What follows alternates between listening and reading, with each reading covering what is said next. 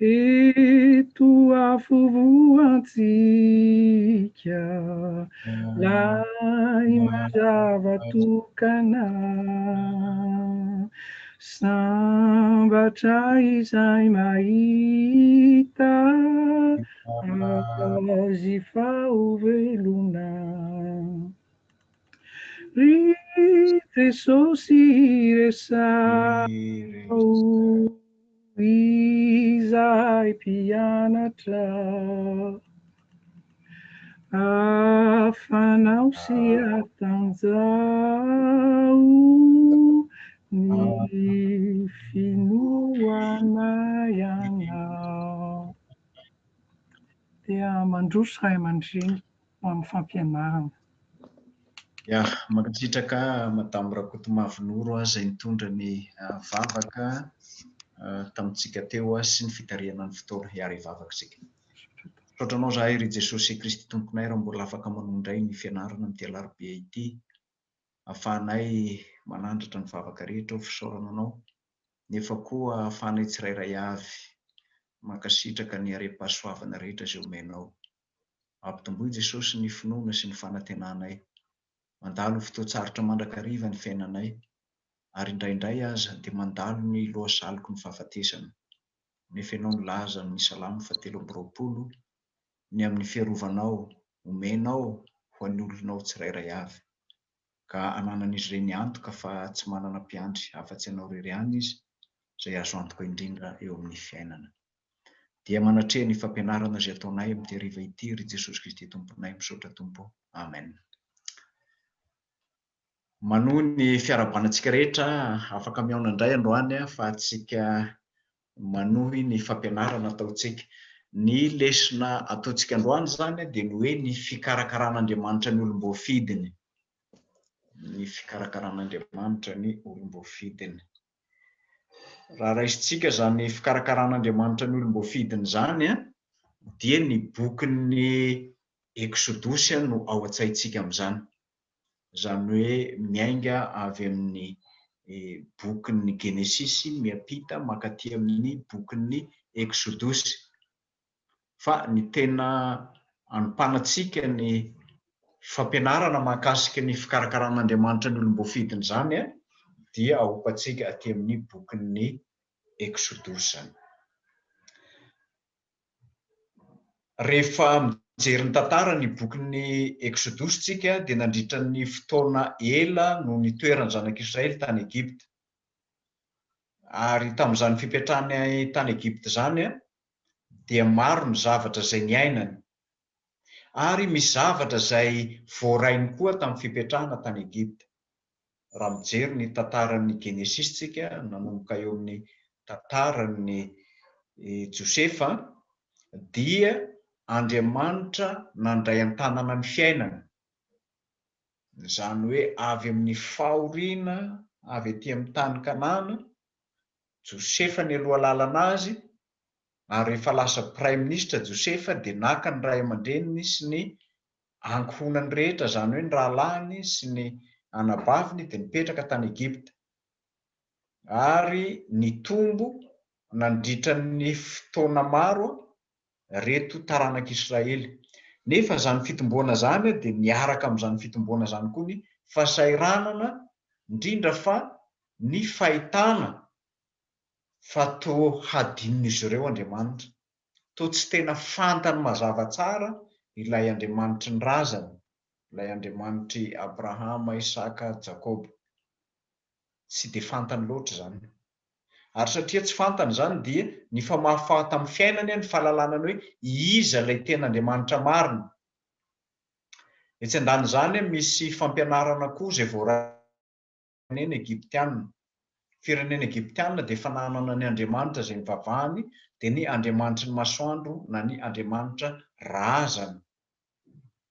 Ary tsy vitan'izany ihany fa taona maro taty aoriana rehefa tsy nahalala intsony ny soavitan'ny zanak'Israely amin'ny alalan'ny Josefa, ny farao taty aoriana dia nieritreritra ny hanandevo ny zanak'Israely.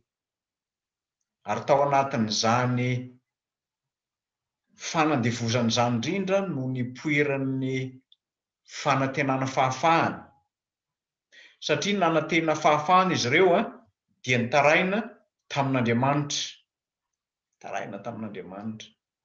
Ary amin'ny fotoana sasany indray nefa dia hita fa tsy mitaraina fotsiny izy fa monomonina ihany koa. Zany hoe sady mitaraina no monomonina. Indrindra moa zany rehefa tonga ny fotoana izay nanafahana azy niala avy tany amin'ny tany Egipta, nitondrana azy amin'ny lalana sarotra, nitondrana azy amin'ny lalana any anefitra. Ny lalana any anefitra ry havana dia tadidio fa misy symbole tena goavana zany. Zany hoe any anefitra dia milaza ny symbole ny fahasarotana rehetra iainantsika, tahaka ny tsy fisiana hanina, ny tsy fisian'ny rano, ny tsy fahampiana, indrindra fa ny tena zava-doza dia ny hoe mangady hady ny tany hay. Any ohatra ny tsy misy fanantenana, zara fa mahita hazo anankiray mitsangana, zara fa mahita rano kely amin'ilay oasis zany. Ka io zany dia rehefa niala avy tany Egipta ny zanak'Israely niditra amin'izany lalana nitantanan'Andriamanitra zany ho amin'ny lalam-pitsapahana, tsy zakan'izy ireo zany. Nitaraina, ny monomonina tamin'Andriamanitra izy ireo. Mitady hanina, mitady rano, mitady hena. Ary ny tena loza aza dia amin'ny lalana izay nandehanana iny toa matahotra mandrakariva izy fa izy fahavalo hifanena aminy. Zany hoe toa mahatsapy izy fa tsy ampy ny fiarovana am-pelantanany, toa mila fiarovana hafa izy mba hahatonga azy ho lasa manana fiadanana. Ny tena loza nefa tamin'ireto zanak'Israely retina dia nentin'Andriamanitra amin'izany lalana fitsapana ho any amin'ny fandresen'izany izy dia tena raiky tapisaka tao amin'ny fiainan'izy ireo ny fiainana mahandevo azy tany Egipta. Inona moa tena loza amin'izany fiainana andevo tany Egipta zany? Zany hoe tsy manana fiainam-pahafahana izy, dikany tsy matoky ny fitondran'Andriamanitra izy. Io ny zava-doza amin'ilay toe-tsaina raiky tapisaka amin'ny mahandevo tany Egipta, satria tamin'ny fiainana andevo zany dia ny tompo no mampanompo dia manao fotsiny, zany hoe tsy misy endriky ny fahatokena. Ary satria tao anatin'ny ady mafy izy dia tsy natoky ny fitondran'Andriamanitra. Ary satria tsy natoky ny fitondran'Andriamanitra izy ireo dia teraka ny fifanoherana, zany hoe teo amin'ny zanak'Israely tamin'ny mpitarika azy tahaka ny Mosesy zany, ary indraindray aza fanoherana an'Andriamanitra mihitsy. Amin'ny fotoana sasany dia tazana ihany koa fa tsy hoe nanorotra ny mpitondra azy fotsiny izy, tsy hoe tsy nankasitraka ny fitondran'Andriamanitra fotsiny, fa amin'ny fotoana sasany dia hita koa fa namoy fo izy, tena namoy fo tanteraka. Ary vokatr'izany izy namoy fo zany dia nieritreritra ny fahatsiarovana ny fiainana tany Egipta, zany hoe lasa manana ny fiainana tany Egipta indray izy. Raha jerentsika ny voalazan'ny Exodosy ny toko 412 dia hitantsika mazava tsara ao manomboka amin'ny 1:10 hatramin'ny 1:12. Andao ny jerentsika kely zay Exodosy toko 412 ny 1:10. Ary rehefa mbe akaiky Farao dia natopo ny zanak'Israely masony ka indreo ny Egiptianina tamina nenjika azy, dia raiky tahotra indrindra ny zanak'Israely ka nitaraina tamin'i Jehovah hoe, ary hoy koa izy tamin'i Mosesy, moa tsy misy fasana va ny Egipta no entina ho faty aty anefitra izay? Nahoana no manao izany taminay ianao ka nitondra anay nivoaka avy tany Egipta? Io zany ilay toe-tsaina anankiray izay tsy mahatsiaro ny fitondran'Andriamanitra na endriky ny famoizam-po. Hitantsika ihany koa amin'ny Exodosy toko 5:20 dia manomboka amin'ny 1:17. Raha raisintsika indray manomboka amin'ny 1:17 dia anomboka amin'ny andininy faharoa amby roapolo. Ary Mosesy nitondra ny Israely nifindra avy tany amoron-dranomasina mena dia nandroso ho any amin'ny efitra sora izy, ary nandeha hateloana tany anefitra izy ka tsy nahita rano. 3 andro tsy nahita rano. Dia tonga tao mary izy, fa tsy nahasotro ny rano tao satria nangidy zany ko izany nanaovany anarany hoe mara. Dia nymonomonina tamin'i Mosesy ny olona ka nanao hoe inona no sotroinay? Ary dia nitaraina tamin'i Jehovah izy, ka dia nanehoan'i Jehovah hazo anankiray, ary efa natsipiny tao anatin'ny rano zany dia tonga mamy ny rano tao, nanomezan'i Jehovah lalàna sy fitsipika ho azy, ary dia tao no nizahany toetra azy. Tao no nizahany toetra azy. Zany hoe ao anatin'ny fotoana sarotra zany dia mizaha toetra mandrakariva ny finoan'ny olon'Andriamanitra, hoe hatraiza ny fahatokiny sy ny fanarahany ny sitrapon'Andriamanitra. Rahantsika ny tantaran'ny zanak'Israely dia ny fivezivezena tany anefitra dia ho fampiorenana ny Israely mba hahay hiankina tanteraka amin'Andriamanitra. Io zany tena zava-dehibe tamin'ny fitondrana azy tany amin'ny tany Egypta. Araka ny voalazantsika amin'ny Exodus 5:12 teo, ny 5:20 tapany farany dia ny hoe nentina tao amin'io tany efitra, tsy misy rano mangidy, tao mara. Nefa dia nasehon'Andriamanitra koa ny heriny fa hazo kely fotsiny natsipy tao anaty rano dia lasa mamy ilay rano. Andriamanitra mizaha toetra ny finoan'ny olona. Amin'izany fizahan'ny toetra ny finoan'ny olona zany anefa dia tsy maintsy misy mandrakariva ny fampiorenana azy mba hiankina amin'Andriamanitra. Tsy maintsy hampiorenina izy mba hiankina amin'Andriamanitra. Misy zavatra 4 na 5 eo rehefa 4 no resahantsika mahakasika an'izany fampiorenana ny Israely hiankina amin'Andriamanitra zany, ary mitovitovy amin'izany koa ny iainantsika ankehitriny. Ny voalohany ny zavatsarotra izay niainan'ny zanak'Israely dia fanomanana azy rehetra ho tena olon'Andriamanitra sady fampiraisana azy ireo ho tena firenena tokana, mba ho lasa tena olon'Andriamanitra, ho lasa olona iray le samy olon'Andriamanitra. Zany hoe sady olon'Andriamanitra izy no lasa olona iray, tsy misy fiavakavahana. Ary io no tiako hisintomana ny saintsika, indrindra moa zany ho antsika aty amin'ny finoana kristianina. Ny zavatra mahafinaritra antsika dia ny hoe te ho olon'Andriamanitra, fa ny manahirana antsika dia ny fiombonana amin'ny hafa. Nefa tsy afaka misaraka ny maha olon'Andriamanitra sy ny fiombonantsika amin'ny hafa, indrindra moa zany voalaza ny Exodus 7:20, ny 4-9.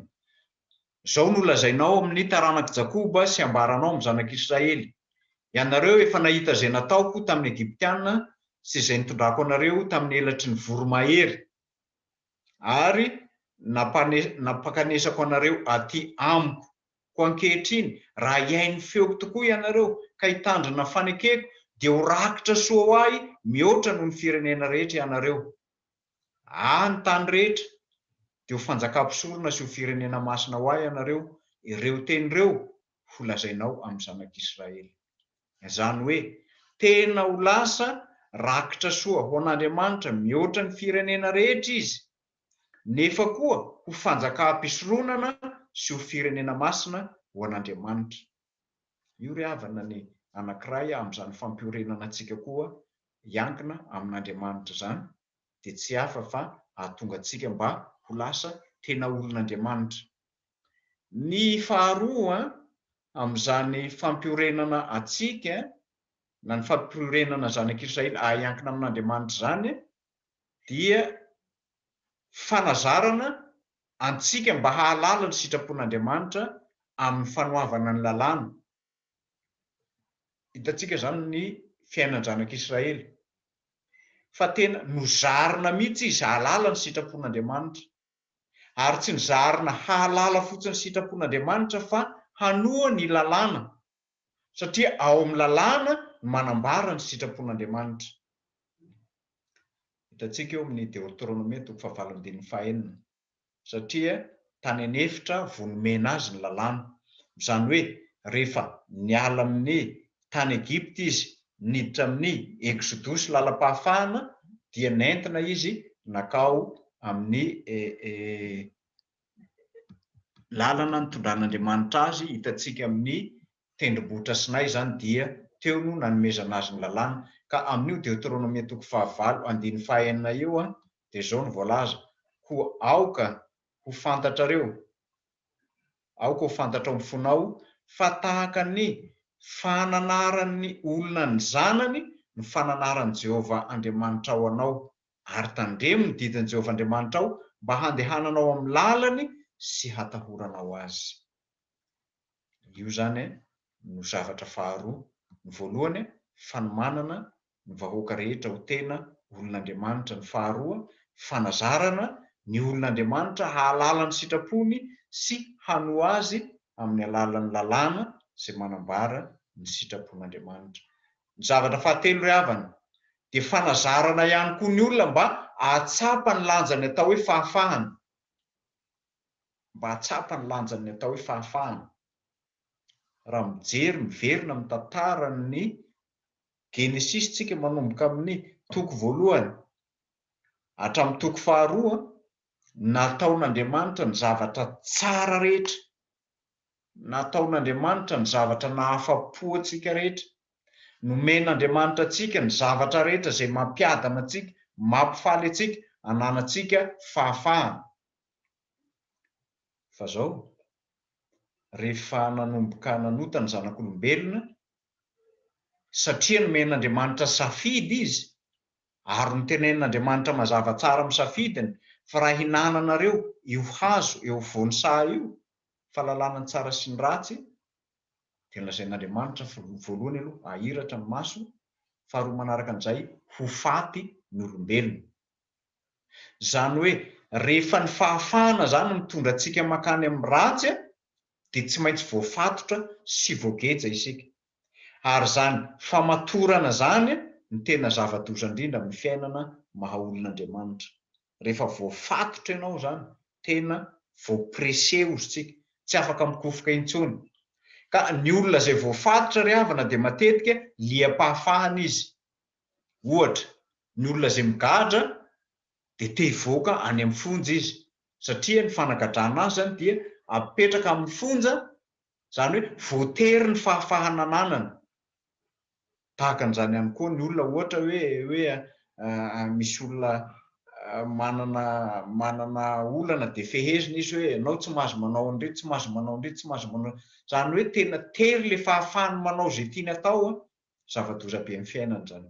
Ka ny zavatra fahatelo zany dia amin'izany maha olon'Andriamanitra azy zany dia zarina koa izy ahatsapa ny lanjany atao hoe fahafahana. Ny fahafahana zany dia mitondra antsika ho ao amin'i Jesosy Kristy. Ny zavatra fahaefatra dia fitezana ihany koa ny olona ara-panahy mba hiankina tanteraka amin'Andriamanitra rery ihany, mba hiankina amin'Andriamanitra rery ihany. Zany hoe tsy hoe zarina fotsiny izy, natezaina izy hanana fahafahana, fa tena tezaina koa izy amin'ny lafiny ara-panahy mba hiankina tanteraka amin'Andriamanitra. Fa misy olona anie eto amin'ity fiainana ity ry havana izay miankina tanteraka amin'ny tenany, ny ataony. Zany hoe izy na ny hafa no iankinany fa tsy Andriamanitra. Hitantsika farafara kely eo fa anisan'ny tena zava-doza anie ny fiankinan'ny zanak'Israely tamin'ny Egipta, ny fiankinany tamin'ireo mpanjaka hafa. Rehefa tonga ny vanim-potoana sarotra naneren'ny firenena hafa azy, mila vonjy any Egipta fa tsy mila vonjy any amin'Andriamanitra. Ka eto zany dia ampianarina koa amin'ny lafiny ara-panahy mba hiankina amin'Andriamanitra. Zao ny voalaza ny Deutéronomie 15:1. Ary tsarovo ny lalana rehetra izay nitondran'i Jehovah Andriamanitra ao anao tany anefitra, izay 400 taona zao, hampanetry tenanao sy hizaha toetranao ary hahalala izay ao am-ponao, na hitandrina ny didiny ianao na tsia. Ao anatin'ny Deutéronomie 15:1 io zany no ampianarana antsika mba hahafahantsika miankina amin'Andriamanitra tanteraka, tahaka ny tantanan'Andriamanitra ny zanak'Israely tany anefitra nandritra ny 70 taona lavo zany hoe ny fandimbiasan'ny soa sy ny tsara ny mamy sy ny mangidy tondran'Andriamanitra azy tany anefitra nandritra ny 70 taona anatin'izany nefa ny tsy maintsy ny anarany koa nanetry teny ahafahany koa nahalala fa mizahn-toetra ny finoany Andriamanitra ary ahalalàn'Andriamanitra ny toe-pony hoe toe-po manahoana ke ny toe-pony zanak'Israely reto toe-po manahoana ny toe-pony olony toe-po manahoana ny toe-pony olona no fidiny miankina tanteraka aminy ve ny fahadimy dia ny fitaizan'Andriamanitra mba hahatsapa ny mahazanak'Andriamanitra azy ity ry havana anisan'ny sarobidy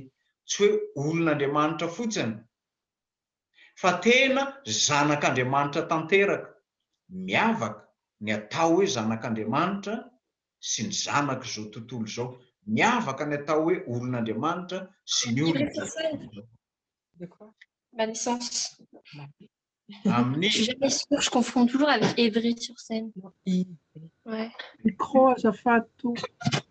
Ivry-sur-Seine. Ela micro azafady to.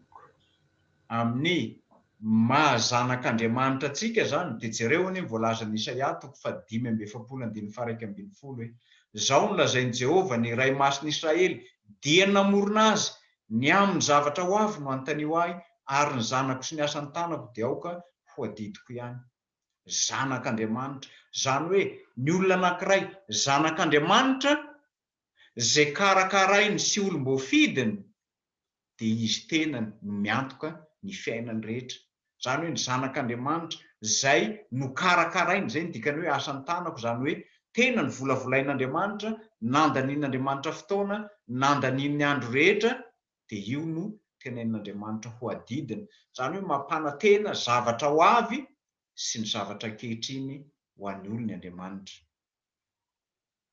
akoatr'izay ry havana dia misy zavatra maro koa zay tian'Andriamanitra iainan'ny olona anisan'ireny ny lafiny ara-pivavahana ny fanaovana fanatitra sy ny rehetrarehetra Deutéronomie 2:1-12 zany hoe maha olon'Andriamanitra maha zanak'Andriamanitra zany dia mifamatotra mandrakariva amin'ny fivavahana ary ny fivavahana dia mifamatotra amin'ny fanatitra raha mijery zany tsika ny andro testamenta taloha dia io no mampiavaka azy ny atao hoe olon'Andriamanitra dia ny olona zay nofidiny ny atao hoe zanak'Andriamanitra dia ny olona zay nofidiny ny teny hoe fifidianana dia matetika miverimberina ao amin'ny testamenta taloha zany tsindriana ao anatiny io zany dia ny asa-pahasoavana nataon'Andriamanitra zay nifidy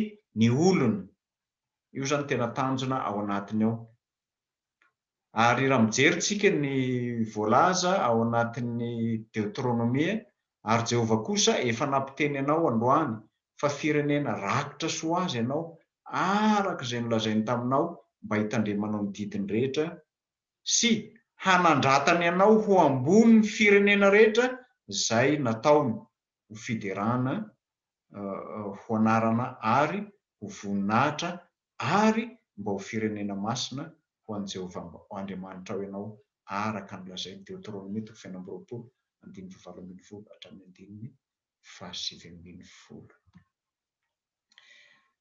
akoatr'izay ry havana ny mpaminany manoloana ny zavatsarotra manoloana ny fikarakaran'Andriamanitra manoloana ny fitaizain'Andriamanitra dia miteny mandrakariva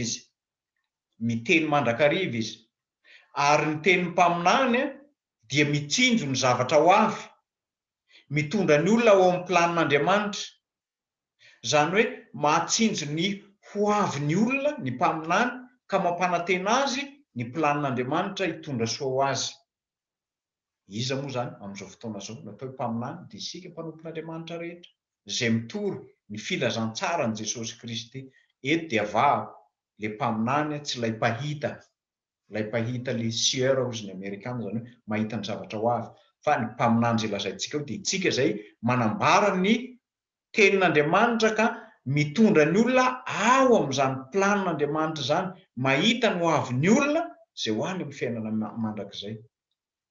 Ary ny mpaminany dia milaza meloa ny zavatra ataon'Andriamanitra amin'ny olona. Zavatra ataon'Andriamanitra amin'ny olona. Inona no antenaintsika amin'Andriamanitra? Ny mpaminany manambara an'izany hoe zao no antenaintsika amin'Andriamanitra. Inona ny zavatra horaisintsika amin'Andriamanitra?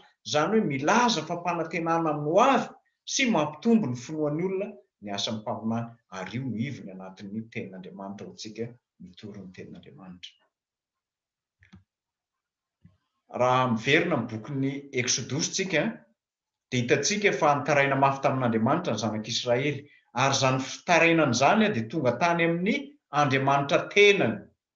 Ary satria tonga tany amin'Andriamanitra tenany ny fitarainana, dia tapa-kevitr'Andriamanitra hanafaka reo ampahoriana.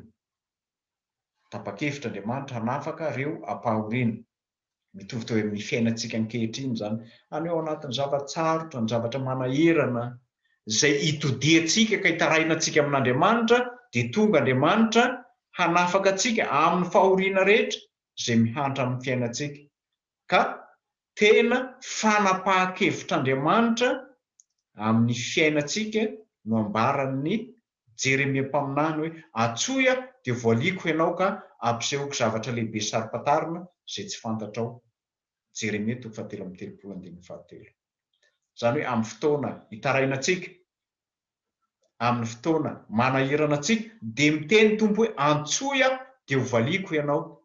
Ary tsy mijanona eo fotsiny izy hoe antsoya dia ho valiko ianao, fa miteny izy hoe ampisehoko zavatra lehibe sy sarim-patarina izay tsy fantatrao. Inona ny dikan'izany ry havana? Mihoatra lavitra no ny antenainao ny zavatra omen'Andriamanitra anao ao anatin'izany. Ka ny fandrenesan'Andriamanitra ny antsoantso ataontsika no mahatanteraka arabaky teny ny zavatra voalaza ao amin'ny bokin'ny Exodus.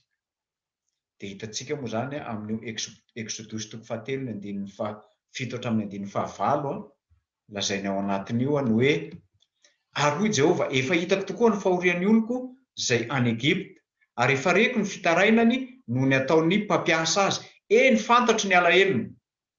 Fantatro izy, tsy ny fitarainana ihany fa ny alahelony.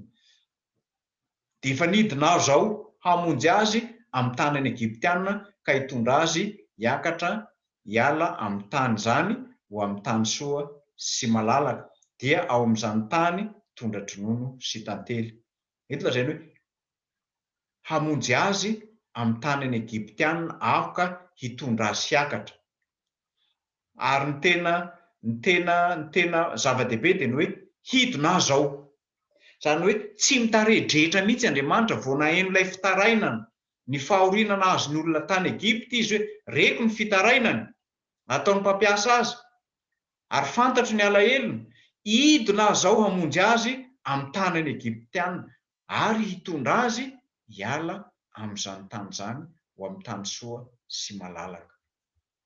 Zava-dehibe ry havana amin'ny fiainantsika raha amin'ny fotoana mahaory antsika no itenenan'Andriamanitra fa henony ny fitarainantsika, ary tsy hoe henony fotsiny fa tena miteny izy hoe hidina aho zao hamonjy azy. Ary tohizany amin'ny tenin'Andriamanitra io dia hoe ny tany any amin'ny tanin'ny Kananita sy Hetita sy ny Amorita sy ny Persita sy ny Vita ary ny Jezopita. Io zany no hitondrana azy. Ny fitarainan'ny zanak'Israely ry havana dia mivantana tanteraka tamin'Andriamanitra fa tsy amin'ny olona. Tena amin'Andriamanitra fa tsy amin'ny olona. Satria raha ny olona mantsy no antenaintsika famonjena, mety hanampy antsika izy, mety hitsinjo antsika izy, mety hamonjy antsika izy, fa zao indraindray tsy amin'izay eritreretantsika azy no mety ho tratrantsika amin'izany. Fa raha mivantana amin'Andriamanitra kosa ny fitarainantsika, hafa kokoa ny zavatra mitranga. Tamin'ny zanak'Israely tany Egypta ry havana dia zao ny zavatra mitranga. Hitan'ny Farao ny zavatra nahazo azy dia ny fijaliana. Namonjy azy hoe Farao, tsia. Reniny sofin'ny Farao fa tena miaina ao anatin'ny fahoriana izy. Mijery azy ve farao? Tsia. Vao maika nanampitsompona aza izy, ary tsy te hahareno nanakipiny masony tsy hahita zany fijaliany zanak'Israely zany. Zany maha olombelona antsika amin'ny fiainantsika andavanandro, misy mikikika fahoriana, aizintsika manoloana an'ireny. Nefa tadidio fa tsara ry havana ny mitantara ny fahorianao, ny mitondra ny zavatra manavesatra anao amin'ny mpanompon'Andriamanitra, amin'ny akaiky ny fonao, fa tsara lavitra mihoatra an'izany kosa ny anantonantsika an'Andriamanitra. Satria rehefa tsy miaino antsika ny olona, ny akaiky antsika dia ampahafantarin'Andriamanitra tenany fa izy ihany tompon'antoka sy mandraindraikitra amin'ny fiainantsika. Hitantsika ny fiainana zanak'Israely zany. Fa farao tsy niraharaha. Mosesy natahotra rehefa natsoin'Andriamanitra hanafaka ny zanak'Israely. Iza moa any mba irahanao any amin'izany toerana zany? Tsy mahay mandahateny, zany hoe fialana mihitsy tsy afaka hitondra ny hafatr'Andriamanitra. Zany hoe Andriamanitra zany dia mahafantatra tanteraka ny momba ny olony tsirairay ny mahazo azy. Amin'izany izy tenany no tompon'antoka sy tompon'andraikitra amin'ny olona izay fantany ny mahazo azy. Ary izy tenany koa ny miantoka ny fitohizan'ny asany. Zany hoe rehefa mikarakara antsika izy, dia izy ny miantoka ny ho avy ny fikarakarana antsika. Amin'ny Exodosy 7:12 dia lazaina eo hombanao tokoa. Io moa zany dia hitantsika ny teny amin'ny Genesis 1:13 no mampiavaka an'io. Hitantsika ihany koa ny filazan'i Jesosy ilay hoe hombanao tokoa, izay mitovitovy amin'izany hitantsika amin'ny Mateo 7:20. Indro zany momba nareo mandrakariva ambara-pahatonga ny fataperan'izao tontolo izao. Zany hoe misy zany fanapahan-kevitr'Andriamanitra amin'ny fiainantsika, andraisany antsika an-tanana dia ny zavatra rehetra izay mahakasika ny fiainantsika. Dikan'izany dia zao, Andriamanitra tenany zany ny hitondra ny vahoakany, hikarakara azy tahaka ny karakarany ny zanak'Israely niala tany amin'ny tany Egipta ho any amin'ny tany tondra-dronono sy tantely, no hikarakarany antsika koa ankehitriny, andraisany an-tanana ny fiainantsika. Hitan'Andriamanitra tokoa ry havana ny antsoantson'ny zanak'Israely, ary hitany koa ny fahoriana izay nahazo azy ka nitenenany hoe hidina azy ao. Ny dikan'izany dia zao, hanavitra ny olona. Zao anefa na dia niteny azy Andriamanitra hoe hidina azy ao, hanavitra ny oloko, dia tsy avy hatrany dia navoaka an'Andriamanitra ny zanak'Israely, fa nandeha ambaratonga ny fotoana sy ny famantarana nasehon'Andriamanitra azy tamin'ny alalan'i Mosesy sy Arona zany, mba hatsapany sy hafantarany, ary hafantarany Farao sy ny Egyptianina koa fa manana ny heriny tokoa ity Andriamanitra ity. Zay ny tena zava-dehibe.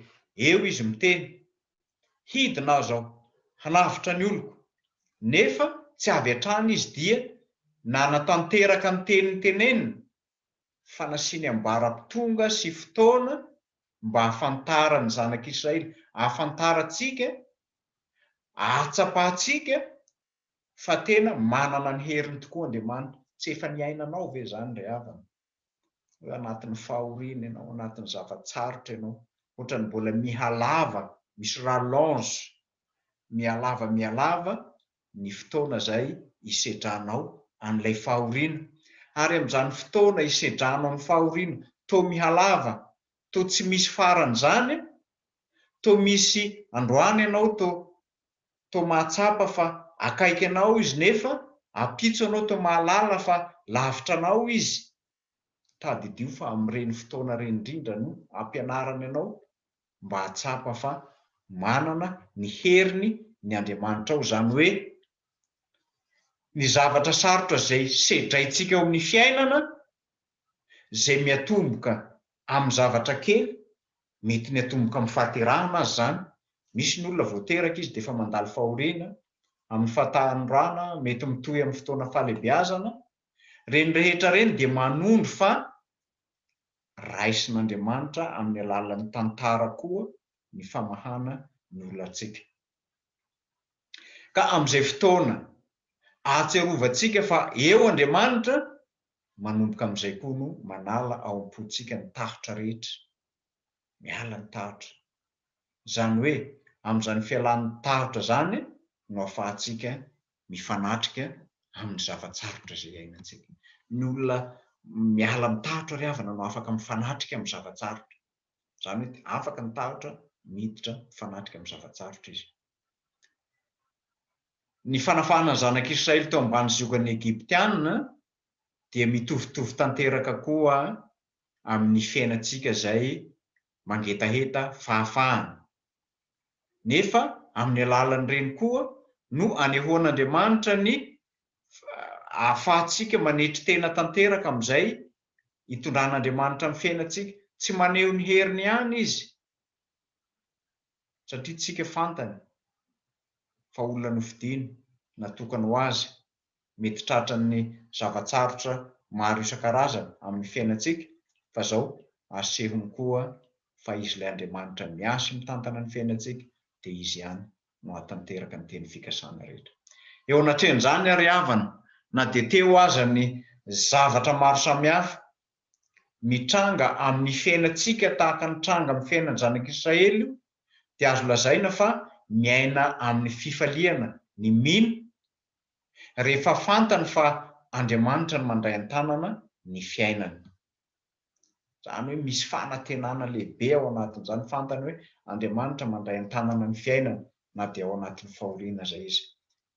Izao no lazain'Andriamanitra: hamasino ho ahy ny lahy-matoa rehetra, dia izay voaloha teraka rehetra eo amin'ny zanak'Israely, na olona na biby fiomy, ahy ireny. Exodosy 3:12. Ny hevitry ny teny hoe hamasino, raha lazaintsika amin'ny hevitra malalaka, dia mitovitovy amin'ny hoe atokano ho ahy. Andriamanitra zany milaza hoe hamasino ho ahy ny lahy-matoa rehetra. Zany hoe raha miteny amintsika izy hoe hamasino ho ahy raha anina, dikan'izay dia hoe atokano ho ahy izy, atokany ho ahy izy. Inona moa ny dikan'izany hoe atokano ho ahy zany? Ny tian'Andriamanitra ho lazaina amin'izany dia ny hoe fananany ilay olona atokana ho azy. Ka raha ianao zany ny tenen'Andriamanitra hoe hamasinina ho azy, atokana ho azy, dia midika fa fananany manokana natolotra ho azy ianao. Ary io ry havana no mahasarobidin'ny batisa. Indraindray tsika varimbariana mibatisa, miandry ny ankizy efa ho lehibebe vao manao batisa. Ary aty Madagasikara moa dia misy mihitsy ny hoe aleo efa lehibe ny zaza, afaka mifidy vao atao batisa. Nefa dia ambarany Exodosy 7:12 mazava tsara fa hoe ahy ireny, hamasino ho ahy, ahy ireny, atokano ho ahy. Ka ny hoe atokana zany dia midika ho fandorana azy ho ao amin'Andriamanitra, fandorana azy ho ao amin'i Jesosy Kristy. Ka io koa zany dia manondro ny mahasarobidy azy ny hoe atokana sy ho hamasinina ho an'Andriamanitra. Ny zavatra atokana, ny zavatra hamasinina, ny zavatra omena ho an'Andriamanitra zany ry havana, dia tsy hafa fa zavatra sarobidy zany. Ohatranao zany, zanantsika zany, raha tolotra an'Andriamanitra ao amin'ny batisa, satria sarobidy izy ka tolotra antsika ao an'Andriamanitra. Ohatran'izay koa moa zany ny tenantsika. Paoly apôstôly moa raha mampianatra an'io dia miresaka ny amin'ny fanoloran-tena, dia milaza izy ny amin'ny maharakitra tsara ny mino izay atolotra ao an'Andriamanitra. Ka ny fahafahana izay nomena ny zanak'Israely, na ny fanafahana azy zany, dia tsy miato eo amin'ny tantaran'ny fivoahan'ny tany Egypta fotsiny, fa mitohy ihany koa zany eo amin'ny toerana rehetra izay alehany. Ka eny an-dalan'Andriamanitra no mamafa ny ahihany rehetra hatramin'ny fiainany niainga avy tany Egypta amin'ny tondran'Andriamanitra azy tamin'ny lalatsarotra alohan'ny idirany tany amin'ny tany Kanana. Zany hoe asehon'Andriamanitra mazava tsara ny maha izy azy mba ahafahan'ny zanak'Israely manaraka azy, mba hiorenan'ny finoan'izy ireo atokena an'Andriamanitra. Ary zany indrindra no kendren'Andriamanitra rehefa nanafaka ny zanak'Israely sy nitondra azy nakany amin'ny tany efitra izy, mba ahafahan'Andriamanitra tenany manamarika fa miala ny aya rehetra, matoky an'Andriamanitra izy, ary rehefa matoky an'Andriamanitra izy dia miorina ny finoany, ary zany fiorenany finoany zany no mahatonga azy ho lasa olon'Andriamanitra. Raha jerentsika ny fiampitanany ranomasina mena amin'ny Exodosy 3:17, ny 7:17, ny 7:4, na ny 1:30, dia nosafidian'Andriamanitra hitondra ny zanak'Israely Mosesy, ary rehefa nosafidian'Andriamanitra hitondra azy teo amin'ny ranomasina mena, ny zavatra nitranga dia zao: tena nampiorina ny finoan'ny zanak'Israely Andriamanitra, ary Mosesy nataon'Andriamanitra fitaovana tamin'izany. Ndao nefa vakitsika kely ny Exodosy 3:17, ny 1:17.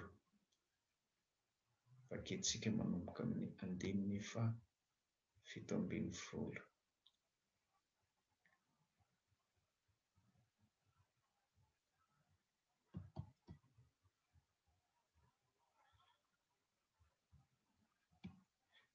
Ndasy vakitsika manomboka ary amin'ny 1:14.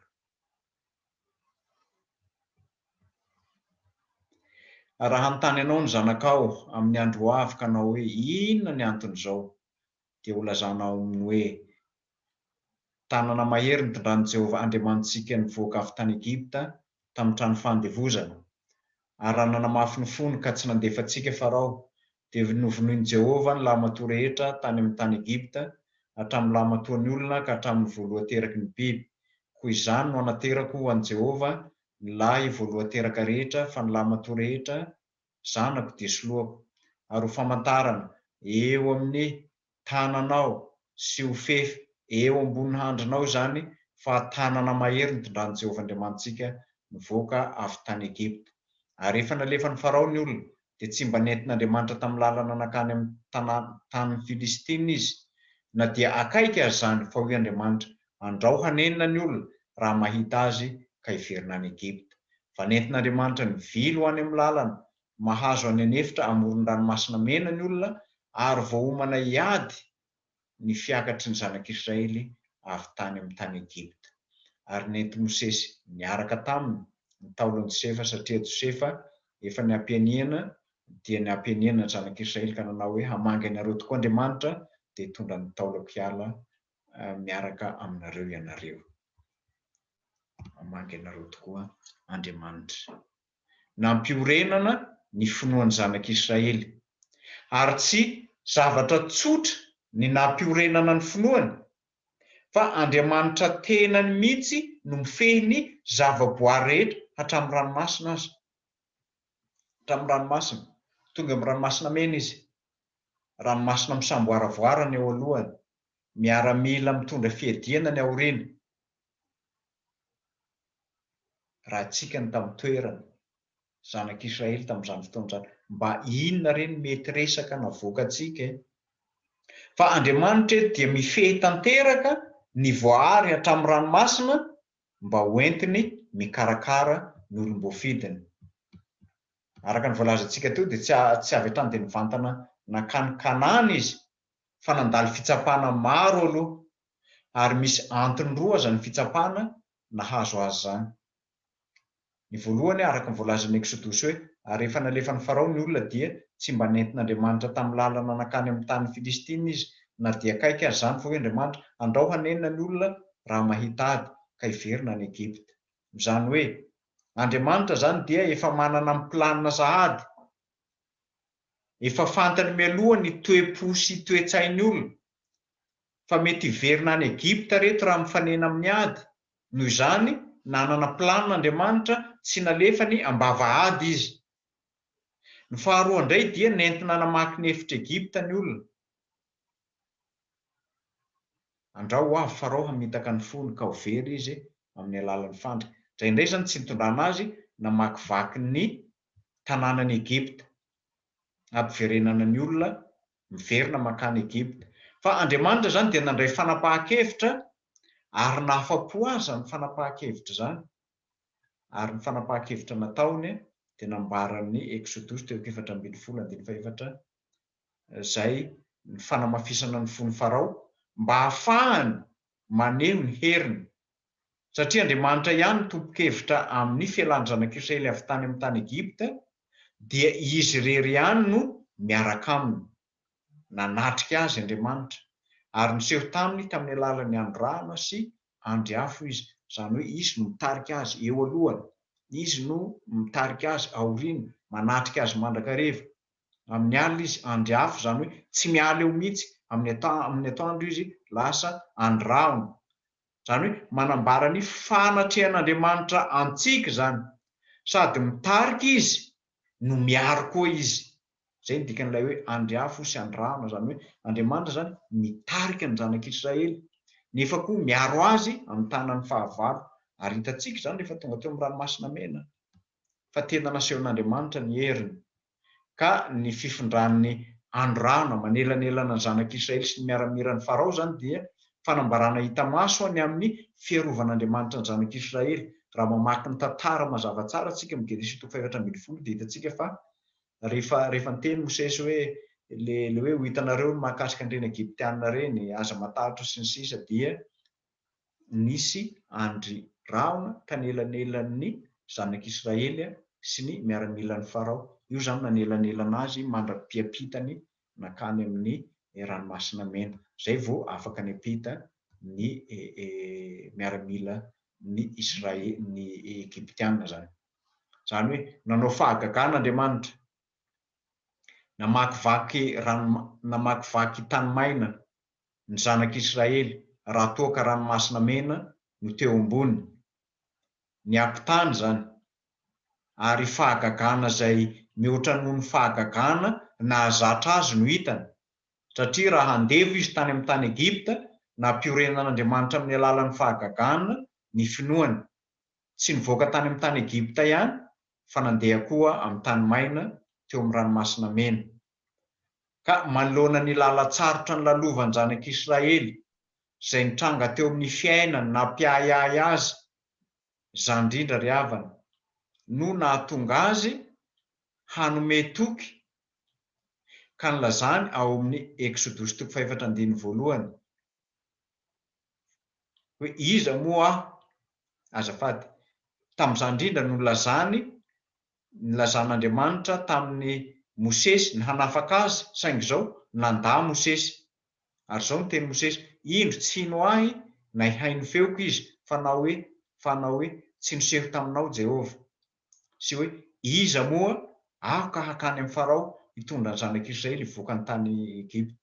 Zany hoe ny ambaran'izany dia izao ry havana, manoloana ny lalatsarotra izay ataontsika, na misy tenin'Andriamanitra manahoana alefa eo alohantsika ho fampaherezana, na misy olon'Andriamanitra irahana manahoana manoloantsika, raha tsy miorina amin'ny finoana isika dia ho tahaka ny zanak'Israely himonmonina, na ho tahaka ny Mosesy hiala maina fotsiny ka hiala amin'izay iraka ampanaovin'Andriamanitra antsika.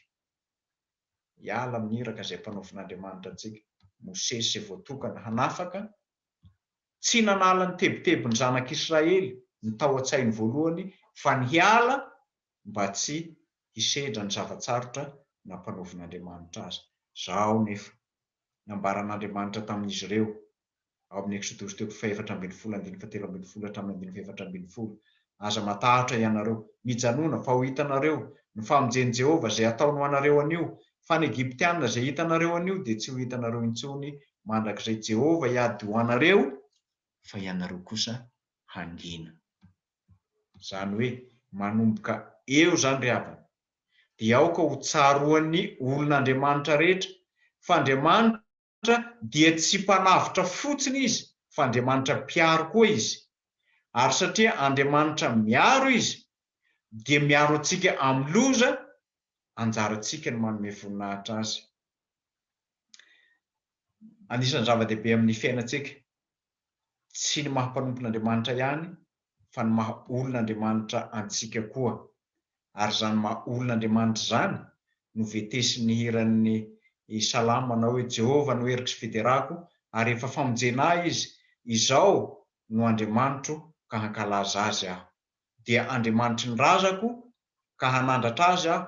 Jehova dia mpiady mahery, zany hoe miaramila.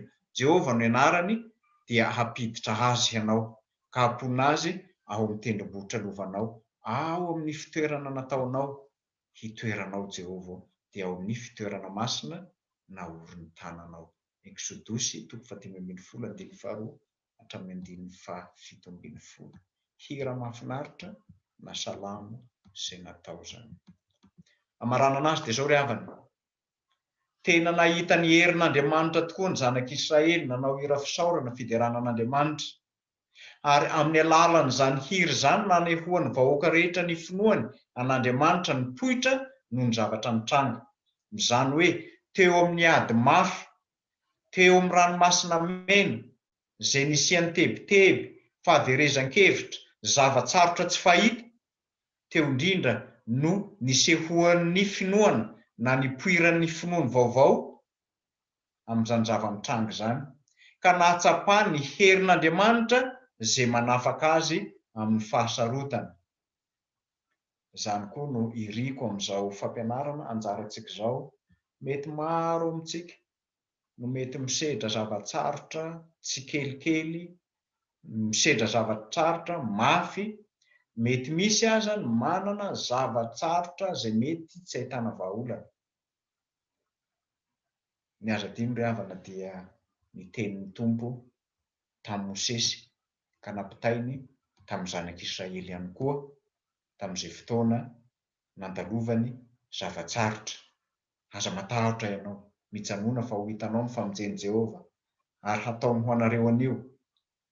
Fa ny Egyptianina izay hitanareo anio dia tsy ho hitanareo intsony, mandrak'y Jehova hiato ho anareo fa ianareo kosa angina. Manoloana ny zavatsarotra ireny ry havana dia azo adino miorina amin'ny Tompo. Indraindray misy ady izay tsy maintsy anginana ka iandrasana ny Tompo hiady ho antsika. Misy koa ny ady izay isika mihitsy no alefan'Andriamanitra mialoha mba hiady ny ady tsara ny finoana, mba hatanjaka ny finoantsika ka ahafahantsika mahazaka an'izany ady atrehantsika amin'ny fiainana izany.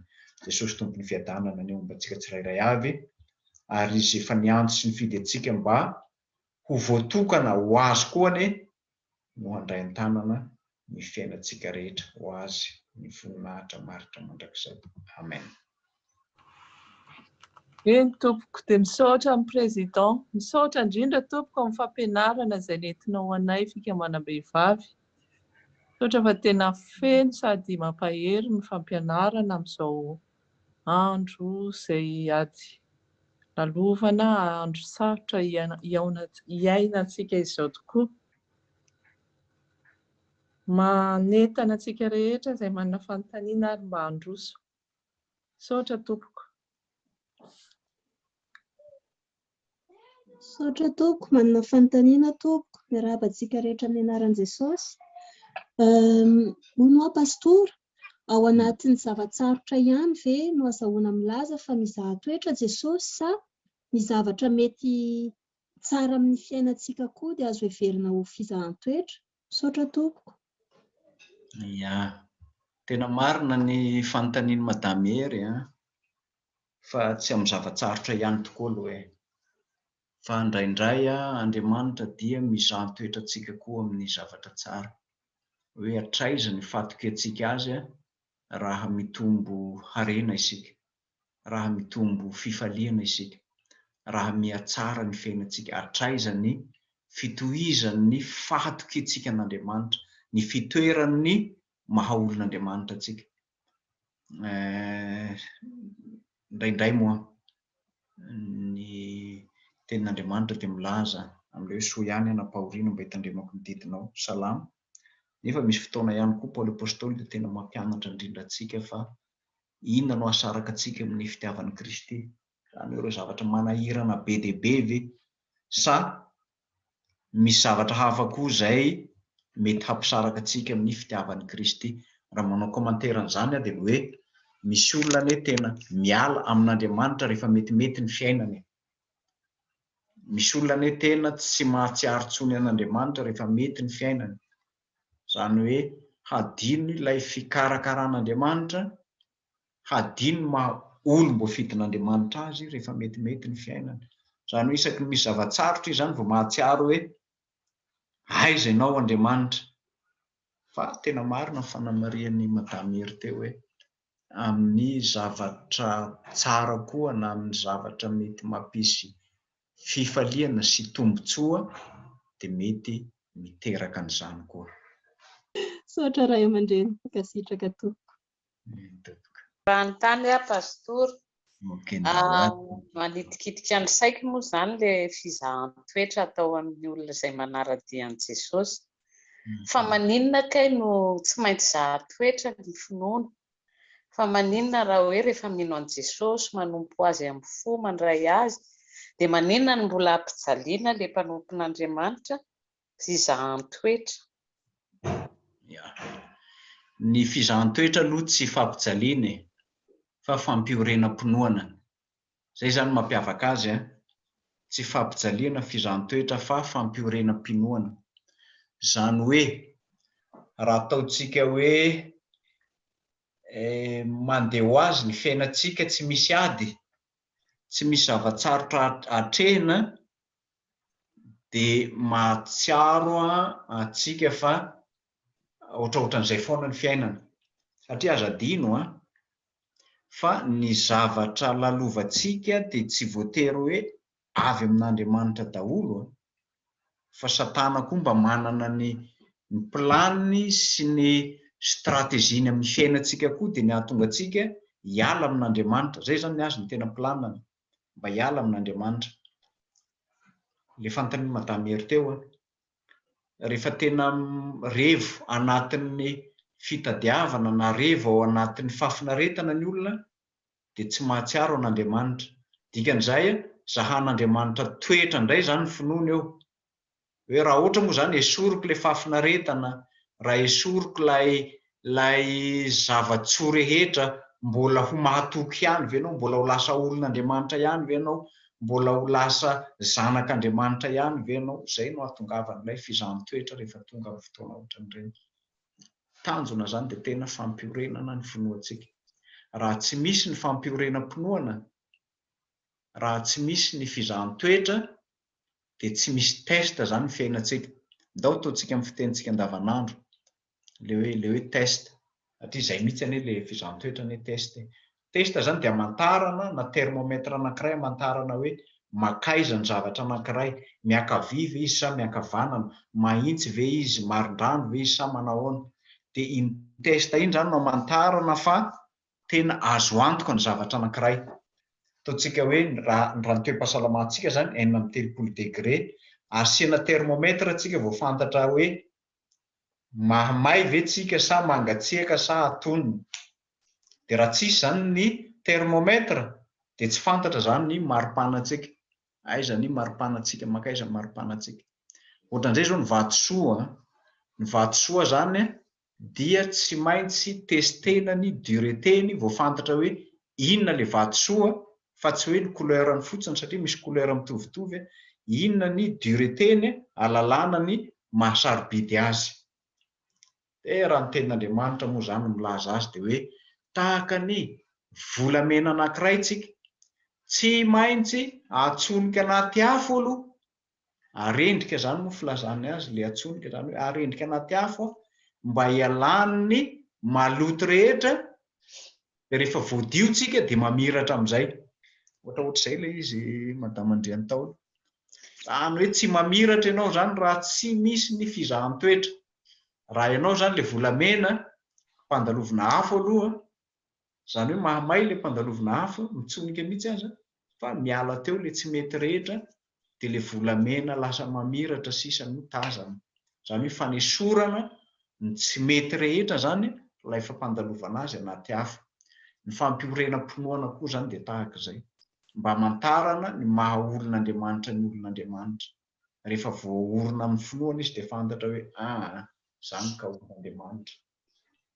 Mafy io madame Andriantaolo, tena mafy io. Satria io le fanontaniany madame ery teo hoe raha le mafy amin'iny manahoana, fa ato amin'ilay misononoka koa nge tena rendrika. Raha misononoka foana koa ilay izy tena rendrika ao ilay olona dia mieritreritra fa tsisy fiainana hafa ankoatran'io ary tsy misy hatramin'Andriamanitra mihitsy aza rehefa misononoka ny fiainana. Ka azafady hoe pasteur, ka tsy maintsy izaha toetra ny finoantsika zany manaiky mihitsy fa misy nefa olona mpanompon'Andriamanitra tsy mba zaha toetra nefa izy dia mpanompon'Andriamanitra. Tsy marina zany, tsy marina zany, fijerintsika ty ivelany zany, tena fijery ivelany zany. Ny fizahan-toetra ny finoan'ny olona tsy mitovy. Misy olona zahan-toetra amin'ny alalan'ny fahoriana, misy zahan-toetra amin'ny alalan'ny zavatsarotra iainana, misy zahan-toetra amin'ny zava-tsy omen'Andriamanitra azy hoe hatraiza mahatoky amin'io ve izy. Ohatra, ilazako amin'ilay izy mantsy satria tsy fahoriana ihany ilay fizahan-toetra, hoe mahazo vola be ilay olona, mahafoy ho an'Andriamanitra ve izy raha ohatra mahazo, mbola manompo an'Andriamanitra ve izy raha mahazo, raha mbola omen'Andriamanitra be ve izy dia ahoana. Fa tadidio amin'izay fa eo amin'izay mampiavaka n'ilay mpanan-karena sy i Lazarosy. Ilay mpanan-karena tsy nahatsiaro intsony hoe hay ty fiainana ty anie ka fiainana mandalo, ary tsy mandalo ihany fa hiantsoan'Andriamanitra antsika mba hitodika amin'ny hafa koa. Izy dia niakovoka amin'ny harenany ihany fa tsy nahatsiaro olona hafa. Zan'Andriamanitra toetra ny finoany, aiza ny finoany. Inona ny zan'Andriamanitra toetra finoany? Amin'ny alalan'ny Lazarosy teo an-tokontany.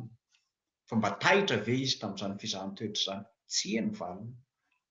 Dia misy madama Andriataony ny fizahan-toetra, fa ny olona no mieritreritra hoe le maharary ihany no atao fizahan-toetra.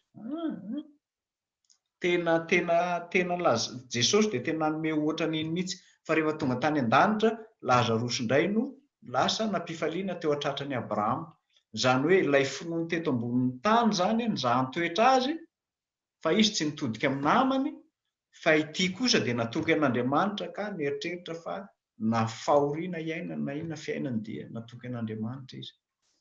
Ka tsy ilay hoe nampanan-karena azy, na very azy, na hoe nampahantra ny Lazarosy, na nampiakatra azy ihany, fa ilay toe-po nananan'ilay mpanan-karena tsy nitodika amin'ny namany fa nisononoka tao anatin'ny fahafinaretana izy. Zahan'Andriamanitra toetra ny finoany. Ny finoana dia avy amin'ny toriteny, ary ny toriteny dia avy amin'ny teny Kristy. Ka raha ny teny Kristy no mampianatra ny olona mba handray andraikitra noho ny finoana nananany, dia tena fizahan-toetra izany. Izany hoe ny finoantsika izany dia tsy maintsy arahana asa. Aty amin'ny testamenta vaovao izy tena mazava mihitsy finoana arahana asa. Izy nefa tsy nanana an'izay. Tamin'ny fampianarana ny fifoazana nampianariko ilay bokin'ny Apokalipsy, dia hoe misy karazana asa, izany hoe mbola hitomo izy iny zany amin'ny oktobra, hoe ao amin'ny bokin'ny fiainana misy karazana asa maromaro. Io zany no hitsaran'Andriamanitra ny olona, io asa ilay ao amin'ny bokin'ny fiainana io. Dia io ilay zahan-toetra antsika hoe manahoana ny asantsika, hoe asa misy vokany ho an'Andriamanitra ve sa ho an'ny tenantsika, ho an'ny fiangonana ve sa ho an'ny tenantsika, ho an'izy. Io zany tena mampiavaka azy. Fa jereo tsara ny tantaran'ny Lazarosy mpanan-karena iny, fa tena ilay mpanan-karena ny zahan-toetra, satria izy tena niadana, fa Lazarosy natao testa teo anoloany, fa tsy nampiorina ny finoany izany mba hitodika amin'ny hafa. Ka matetika koa nge pastora, raha mijery ny tantaran'ny Joba zao tsika, dia tsisy olona marina tahaka ny Joba, dia nefa izy nalaina tamin'ny daholo ny fananany, ny zanany, izay rehetra hoe zany hoe zavatra tsara teto amin'izao tontolo izao. Dia le fampiorenam-pinoana ve, satria nampiseho tamin'ny devoly Andriamanitra ny tena finoana, aseho amin'ny olona ve zany hoe ity olona ity dia ataoko ohatran'izao sy ataoko ohatr'izao, fa ho hitanareo fa tsy miala amin'Andriamanitra izy. Zay ve le fampiorenam-pinoana tian'Andriamanitra ho hita? Nefa dia lazaina fa hoe tsisy olona marina tahaka ny Joba. Tsy voatery ho izay. Izao ny mampiavaka ny Baiboly zany dia ahitana taratra ny antsipirian'ny fiainantsika rehetra, antsipirian'ny fiainantsika. Hitantsika ny fiainan'ny Joba tsy mitovy amin'ny fiainan'ny Josefa, ny fiainan'ny Josefa tsy mitovy amin'ny fiainan'ny Daniela, fiainan'ny Daniela tsy mitovy amin'ny fiainan'ny Sadraka sy Mesaka sy Abednego, fiainan'ny Sadraka sy Mesaka sy Abednego tsy mitovy amin'ny fiainan'ny Mosesy, fiainan'ny Mosesy Joshua tsy mitovy na dia samy mitarika ny zanak'Israely aza. Ny fiainan'ny Joshua tsy mitovy amin'ny fiainan'ny Jeremia, Jeremia tsy mitovy amin'ny Isaia, zany hoe tsy mitovy. Fa ny tovizana dia ny hoe Andriamanitra manorona ny finoan'ny olony mandra-pialana eto amin'ity tany ity. Tsy mitovy. Tena samy manana ny azy ny fampiorenan'Andriamanitra ny finoany fa tsy voatery hitovy. Fa ny an'ny Joba dia tena nangery firy ny azy.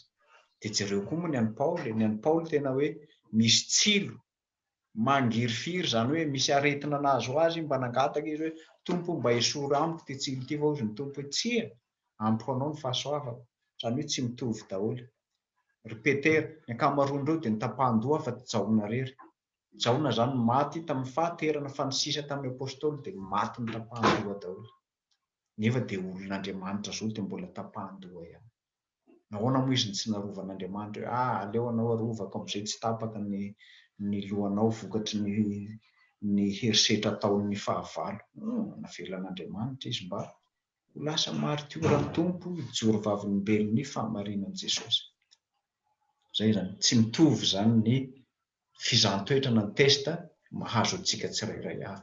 Dia tena ambaran'ny Baiboly mihitsy ny fihavan'ny fizahantsoetra tsirairay mahazo ny olona. Misaotra tompo.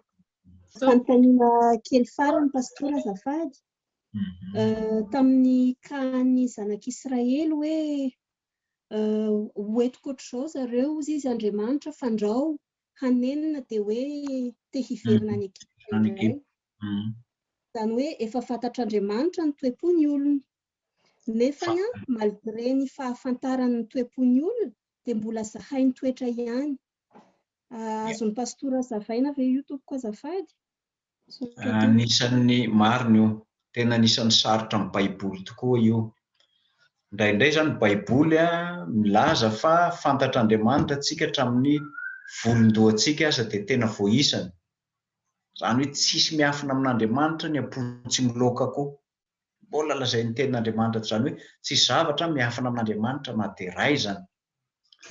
Fa ny zavatra mahavariana tokoa dia ny hoe nahoana rehefa fantatr'Andriamanitra ny fiainan'ny olona no mbola avelan'Andriamanitra ihany ny zavatra anankiray ho tanteraka, na avelan'Andriamanitra ihany ny zavatra anankiray hanao ny sitrapontsika ohatra.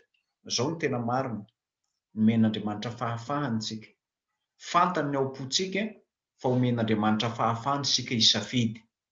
Dia misy safidy roa mandrakariva no apetrak'Andriamanitra eo anoloantsika. Dia ny bokin'ny Deutéronomie zany sy ny Exodosia dia mametraka mandrakariva ny lalàn'Andriamanitra ao am-pontsika ahafahantsika misafidy ny tsara. Zany hoe Andriamanitra zany mahalala ny ao am-pontsika, fa zao Andriamanitra koa manome safidy antsika. Nefa amin'ny alalan'ny safidy, indraindray teren'Andriamanitra antsika misafidy, indraindray avelan'Andriamanitra malalaka antsika misafidy. Raha mijery ny tantaran'ny zanak'Israely amin'izay toa izy Andriamanitra hoe fantany le fiainan'ny zanak'Israely fa mbola nentiny any amin'ny toerana lavidavitra any, lasa nakany anefitra any. Rehefa tonga any anefitra indray, fimonomononana indray no azony. Dia fantany apetraka zany hoe fa angaha moa tsy fantatr'Andriamanitra hoe himonomonona reto olona reto. Fantany, fa Andriamanitra dia manome fahafahana ny olona, ary zany fahafahana zany no mahasarobidy ny fiarahantsika amin'Andriamanitra mihoatra ny biby. Ny biby zany tsy mba manana fahafahana tahaka antsika. Dia nefa lazain'Andriamanitra mazava tsara ihany koa hoe ny zanako sy ny asan'ny tanako dia didiko ihany. Io zany dia tena averimberiny amin'ny fiainantsika io. Dia eo indrindra zany no marina n'ilay teninao hoe fantatr'Andriamanitra hoe raha ohatra lefako mamakivaky ny tany Egipta izy dia ndrao ahatsiaro izy ny zavatra ny ainany tao fa izy hiady hitranga ao hifanena amin'ny zanak'Israely, aleo tsy hoentiko any izy fa aleo hoentiko makany anefitra. Any anefitra nefa dia tsy maintsy toerana tsisy rano, tsisy hanina, tsisy hena. Aleo izy zany hoe Andriamanitra zany safidy kokoa n'ity lalana iray ity noho ity. Fa zao le safidin'Andriamanitra tsy mahafa-po ny olona mandrakariva. Eo no olana mandamy hery. tsy mba mahafa-po antsika mihitsy ny atao hoe sitrapon'Andriamanitra. Ary manahirana antsika manaraka ny sitrapon'Andriamanitra. Tsika ato moa zany tsisy afahako mandefa azy fa averiko ihany ty na efa nresahako na mbola tsy nresahako. Efa nitoriako tamin'ny sekoly alatiko tany am-piangonana izy ty. Tamin'ny alina nisy feo anankiray. De rehefa nandeha le feo de niteny hoe José. De iza zany ozy le rangahy. De jereny maizina le tao tokotany. De niantso ihany le feo. De lasa izy nitondra lampe de poche. De nanaraka niana lavitra ihany le feo de nanaraka izy. Rehefa tonga taria aloha izy latsaka. Rehefa latsaka anaty hantsana izy de nihazona tamina hazo. De teo. De niteny le feo, de niteny izy hoe Andriamanitra ô vonjeo a. De izy Andriamanitra hoe avitsory ary ny tananao. Latsaka any ambany any. Ka izy zany efa latsaka avy any anaty hantsana. De eo ihany izy. De avitsory ary ny tananao. Latsaka any. Andriamanitra ô vonjeo a, vonjeo. Mandra-parainy ny andro izy teo. De Andriamanitra miteny any hoe avitsory ary ny tananao. Rehefa maraina ny andro, zavatra eo amin'ny atsasa-metatra miala amin'ny tongotra ny kay le hazo ny hatonany. Raha navotsitra zany le tanany de tsy nianjera mihitsy izy satria atsasa-metatra fotsiny elanelan'le hazo ny tazoniny sy ny tany. Satria izy tao anaty maizina ao de nieritreritra izy fa any amin'ny 1 kilometatra any angamba le hantsana ka raha votsitra ny tanany de ho faty ao izy. Ohatran'izay anetsika tsy matoky ny fitondran'Andriamanitra zany fa de ny safidy sy zay tiantsika ihany. Andriamanitra efa miteny hoe avitsoro ary ny tananao. Sao de maty eo. De ohatran'izay fantatr'Andriamanitra ny hahasoa fa i José tsy mety namotsitra ny tanany. De eo mihitsy nefa le safidy eo. Eo le manahirana an'Andriamanitra hoe fantatr'Andriamanitra hatramin'ny tsipirian'ny fiainantsika, hatramin'ny kely indrindra, tondra antsika makany amin'ny lalan-tsarotra izy fa tsy hitantsika ny lalan-tsarotra. De ny aminy mahafinaritra anahy de ny fampianaran'ny Lotera hoe rehefa sendra ny fahoriana ozy misy rahona mainty de tadidio fa tsy maintsy tantera-pahazavana foana iny satria misy masoandro ao ambonin'iny ao. Dia tsy maintsy hisy tara-pahazavana foana mandoaka an'iny rahona mainty iny. Midika zany fa misy fanantenana foana ao anatin'ny zavatsarotra. Ka de marina ny fanamarianao Madame Hery hoe fantatr'Andriamanitra tokoa moa ny fiainantsika na fiainan'ny zanak'Israely, nefa nahoana no tsy izay le zava-misy ainantsika. Hoe tian'Andriamanitra hoe tiako ianao mba ho lasa ohatra fotsiny hoe ho lasa olona ohatr'izao ianao amin'le fahakely zany mandra-pahalehibenao. De miandalana eny ny olona miova. De manova planina indray Andriamanitra rehefa miova ny olona. De miova indray ny olona de manova planina indray Andriamanitra mandra-piveriny olona foana amin'ny fiainana mandrakizay. Azahoan'ny olona fiainana mandrakizay. De miasa ny fanahy masina anatin'iny antsika aty amin'ny testamenta vaovao. Tena miasa be ny fanahy masina mamerina antsika foana. Ary io mahafinaritra ny asan'ny fanahy masina. Tsika Loterana moa zany tsy de tena miresaka loatra ny asan'ny fanahy masina fa Jesosy foana ny antsika ny tena resahana fa io tena asan'ny fanahy masina mihitsy mampitondro ny finoana, ahafahantsika mifikitra amin'ny Jesosy, manorina ny fanantenantsika, tena asan'ny fanahy masina izany. Mankasitraka tompoko. Misaotra tompoko. Mankasitraka. Mankasitraka tompoko. Misaotra président, misaotra indrindra fa de afa-po amin'ny fanontaniana sy ny valy fanontaniana feno ny fampianarana. Misaotra indrindra tompoko ny fiadanan'i Jesosy de tononona mandrakariva ho aminao sy ny ankohonanao rehetra. Misaotra tompoko. Raisy ny fitahina tompoko. Ny fahasoavan'i Jesosy Kristy tompo, ny fitiavan'Andriamanitra ray, ary ny firaisana ny fanahy masina ho aminareo hatramin'izao mandrakizay. Amen.